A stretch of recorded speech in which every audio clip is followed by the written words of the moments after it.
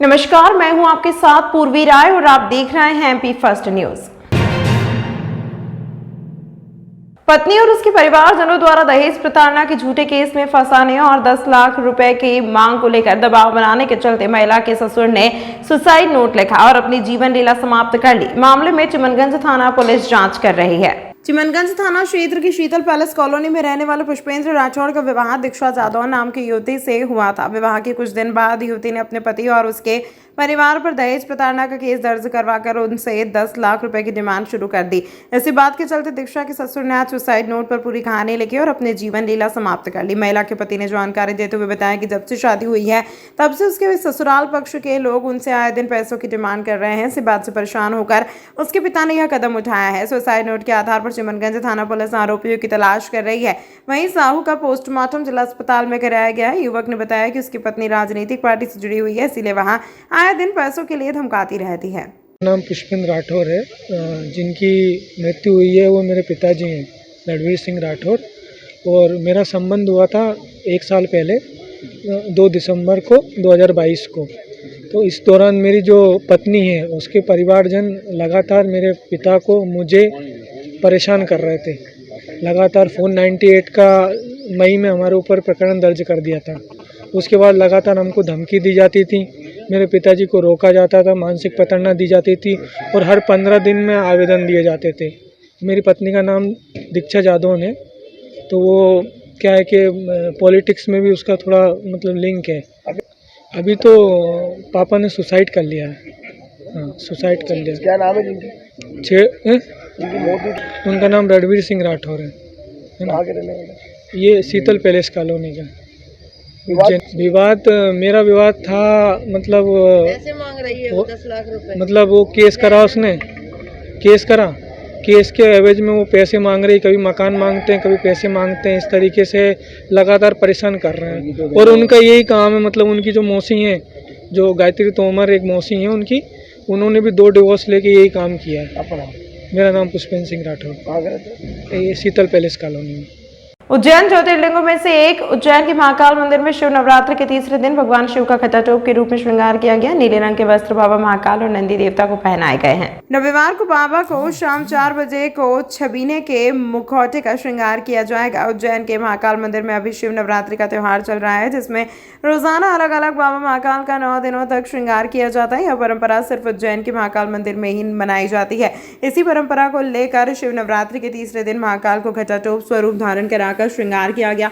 श्रृंगार में भगवान महाकाल को घटाटोप का मुखौटा लगाया गया। बाबा के आकर्षक रूप को देखने के लिए देश भर से श्रद्धालु उज्जैन पहुंचते हैं। महाकाल मंदिर में 9 दिन तक चलने वाली शिव नवरात्रि में 9 दिन तक अलग अलग श्रृंगार किए जाएंगे और अंत में महाशिवरात्रि को महाकाल मंदिर में बड़ा पर्व मनाया जाएगा।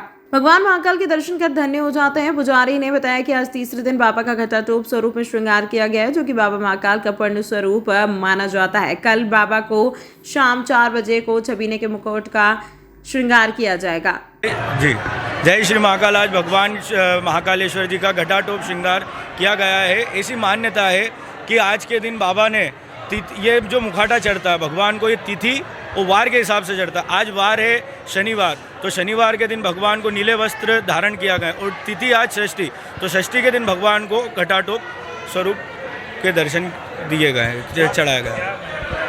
आज ये महत्व, ये सब प्राचीन काल से परंपरा चली आ रही है और आज का दिन भी महत्व है। आज के दर्शन करने से क्या भगवान महाकाल के इस स्वरूप के दर्शन करने से सभी दुख भगवान को हरते हैं, इसलिए इनका नाम घटाटोप है। कौन-कौन से प्रमुख श्रृंगार बाबा के ये शिव नवरात्रि महोत्सव के अंतर्गत किए हैं? देखिए, अब आज घटाटोप हो गया, कल बाबा के छबीना रूप में दर्शन होंगे। छबीना रूप का अर्थ है सबके मन को मोहने वाला श्रृंगार, इसलिए कल भगवान के उस रूप में दर्शन देंगे भगवान। उज्जैन कोठी रोड स्थित शर्मा परिसर में आज राजपूत समाज का 30वां राष्ट्रीय युवक युवती परिचय सम्मेलन नीमच के विधायक श्री दिलीप सिंह परिहार जी तथा नागदा के विधायक डॉक्टर तेज बहादुर सिंह चौहान जी के आतिथ्य में तथा अखिल भारतीय क्षत्रिय महासभा के राष्ट्रीय महामंत्री श्री अनिल सिंह चंदेल जी की अध्यक्षता में कार्यक्रम आयोजित किया गया। राष्ट्रीय कार्यकारिणी सदस्य ठाकुर हरदयाल सिंह एडवोकेट तथा श्री राजेंद्र सिंह राठौर ने जानकारी देते हुए बताया कि कार्यक्रम की शुरुआत सरस्वती माता के चित्र पर माल्यार्पण कर दीप प्रज्वलित कर की गई। इस दौरान राजपूत समाज के अविवाहित युवक युवतियों के संपूर्ण जानकारी युक्त राष्ट्रीय पत्रिका परिणाम दर्पण 2024 का विमोचन किया गया। विदेश में सेवारत तथा अध्ययनरत राजपूत समाज के अविवाहित युवक युवती तथा डॉक्टर, इंजीनियर सहित उच्च शिक्षा प्राप्त युवक युवतियों ने इस वर्ष प्रविष्टियां भारी है। बाहर से आने वाले युवक युवतियों की सुविधा को दृष्टिगत रखते हुए विभिन्न कमेटियों का गठन किया गया, जिसमें प्रमुख रूप से सर्वश्री द्रुपद सिंह पवार, आनंद सिंह खींची, शंकर सिंह पड़िहार, राजा ठाकुर, जितेंद्र सिंह राजावत, अभिषेक सिंह बैस, अनिल सिंह राजपूत, मलखान सिंह दीक्षित, राजेश सिंह दीक्षित, लखन सिंह असावत, मनोज सिंह तंवर, इंदर सिंह जादौन, अर्जुन सिंह सिकरवार, गजराज सिंह तोमर, चंद्रभान सिंह राजपूत, प्रदीप सिंह तोमर आदि उपस्थित थे। वैवाहिक विज्ञापन आते हैं तो 1 पेज 2 पेज, इसी तरह से मोबाइल में भी आजकल चलन हो गया है वैवाहिक विज्ञापन देने का। लेकिन आप लोगों ने देखा होगा उसमें भी धोखा है, फ्रॉड है। फोटो किसी का रहता है, बात कोई और कर रहा है,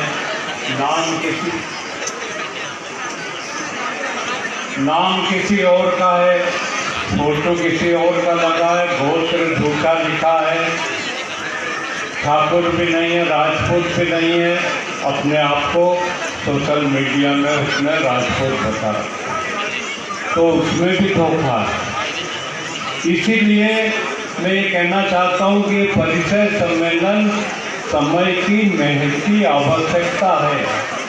समय के ऐसी आवश्यकता है जो मध्यम वर्गीय परिवारों को, गरीब बच्चों को बहुत नितांत आवश्यक है।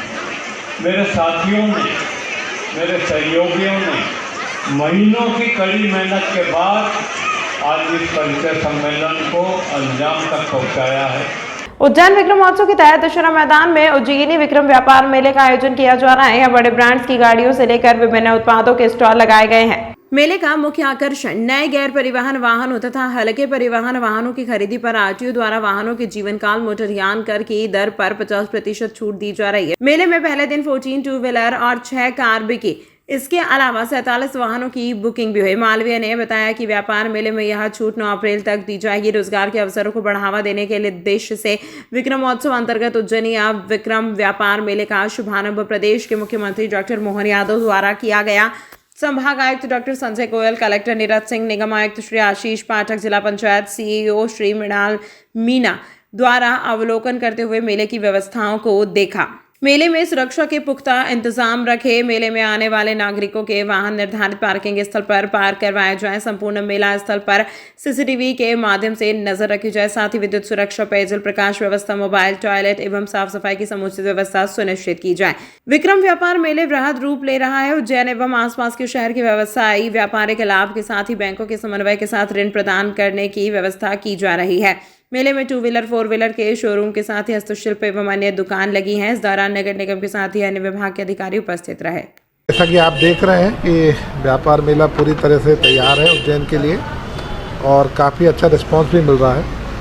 कल ज़रूर थोड़ा सा मौसम के कारण से हमारी 5-7 दुकानों में कुछ व्यवधान आया था, पर आज वो रिकवर हो गया है और आज सुबह से काफ़ी अच्छा रिस्पांस भी मिल रहा है। काफ़ी बुकिंग हो रही है। अभी मेरी आरटीओ से भी चर्चा हो रही थी, तो आने वाले 40 दिन उज्जैन वासियों के लिए और आसपास के लोगों के लिए एक अच्छा अवसर है। और अभी चूँकि मेला पूरी तरह से तैयार है और यहाँ पे ना केवल ऑटोमोबाइल सेक्टर बल्कि उसके साथ साथ 2 व्हीलर और इलेक्ट्रॉनिक्स और खान पान की भी अच्छी व्यवस्था की गई है। तो उसी हिसाब से अभी लोगों की आवाजाही बढ़ी है और हम लोग भी उसके लिए तैयार हैं। सारी व्यवस्थाएँ की गई हैं। पार्किंग और पुलिस और प्रशासन, सारे लोग पार्किंग और बाकी सारी सुविधाओं को में कोई व्यवधान ना हो, इसके लिए हम लोग सुनिश्चित कर रहे हैं। पर जिस हिसाब से अभी रिस्पांस मिल रहा है लोगों का और भीड़ आ रही है, हम लोग उसके लिए तैयार हैं और जैसा भी एडिशनल अरेंजमेंट होंगे हम लोग करेंगे। उज्जैन रीजनल इंडस्ट्री कॉन्क्लेव में आए युवा उद्यमियों ने कहा, मध्य प्रदेश सरकार की यह अच्छी पहल है जो बिजनेस में युवाओं को आगे लाने के साथ प्रोत्साहन भी कर रही है। इंदौर रोड स्थित इंजीनियर कॉलेज परिसर में आयोजित की गई रीजनल इंडस्ट्री कॉन्क्लेव के दूसरे दिन भी उज्जैन आए उद्यमियों का अच्छा रिस्पॉन्स मिला।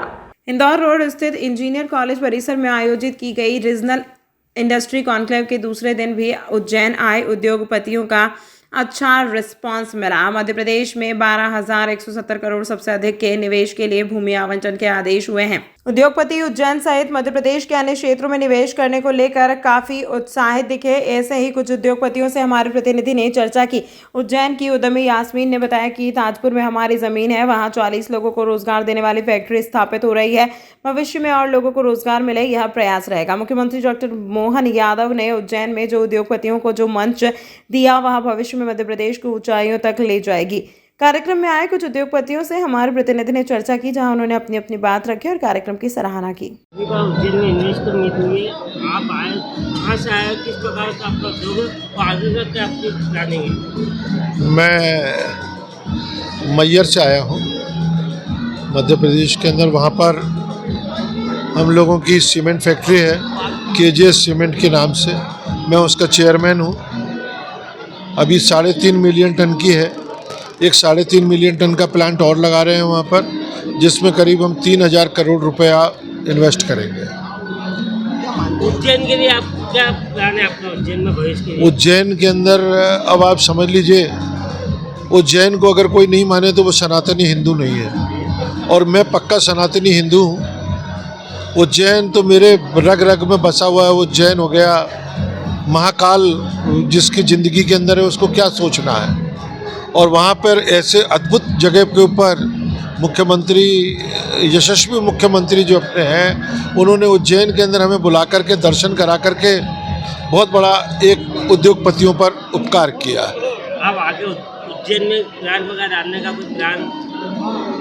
देखिए, अभी तो मैयर में ही डाल रहा हूँ, और आगे जैसा मौका लगेगा, जैसा महाकाल की इच्छा होगी, वैसा होगा। अपना मेरा नाम पवन आलूवालिया है।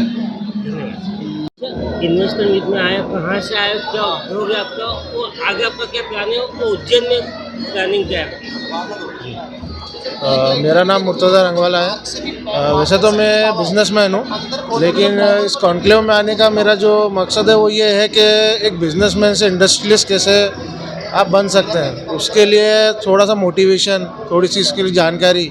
तो मेरा पर्पज़ इसमें आने के लिए है। जैसे जनरली मैं उज्जैन से बिलोंग करता हूँ, और ये हमारे उज्जैन के लिए बहुत सौभाग्य की बात है कि माननीय मुख्यमंत्री ने ऐसा इवेंट पहली बार उज्जैन के लिए किया है, और आगे भी ऐसे होते रहे। जैसे हम युवाओं को आगे प्रोत्साहन मिलता रहे, एक बिजनेसमैन से इंडस्ट्रियलिस्ट कैसे बनना है, और उज्जैन की भी तरक्की हो और साथ में मध्य प्रदेश की भी तरक्की हो, ऐसी हमारी कामना है। आपका नाम? मेरा नाम मुर्तज़ा रंगवाला है।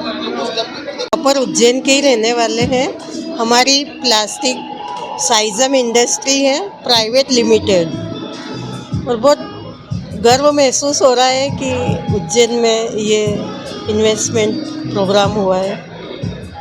तो आप आए हैं, मुख्यमंत्री जी से आपकी क्या चर्चा हुई कभी उनसे, या कहते जो अभी सुविधा होगा जो दे रहे हैं इसमें कहीं कुछ लाभ मिला, या क्या आगे आपका प्लान है? हमने ज़मीन ले रखी है ताजपुर में। तो कितने लोगों को रोजगार वगैरह है वहाँ पर, क्या आगे का क्या प्लान है? 40 लोगों के रोजगार है सर। 40 लोगों का रोजगार है। आगे का क्या प्लान है उसमें? आगे इसको और एक्सटेंड करेंगे। आगे इसको और एक्सटेंड करेंगे। आपका नाम है? यास्मीन बादशाह। पुलिस कंट्रोल रूम के बाहर लगी एमपीईबी की डीपी में लगी आग। फायर ब्रिगेड की गाड़ी ने मौके पर पहुंचकर आग पर पाया काबू। जैसे जैसे गर्मी का मौसम नजदीक आता जा रहा है, वैसे वैसे अब आगजनी की घटनाएं भी सामने आने लगी हैं। आज पुलिस कंट्रोल रूम के बाहर लगी एमपीईबी की डीपी में अचानक आग लग गई। घटना की जानकारी लगते ही फायर ब्रिगेड की गाड़ी मौके पर पहुंची और आग पर काबू पाया। बताया जा रहा है कि शॉर्ट सर्किट के चलते पुलिस कंट्रोल रूम के बाहर लगी डीपी में आग लग गई थी, जिस समय रहते बुझाया गया। आज रविवार होने के चलते कार्यालय पर ज्यादा कर्मचारी अधिकारी मौजूद नहीं थे और समय रहते आग पर काबू पा लिया गया, जिससे एक बड़ी दुर्घटना होने से बच गई। तमाम महत्वपूर्ण खबरों के लिए देखते रहिए MP फर्स्ट न्यूज।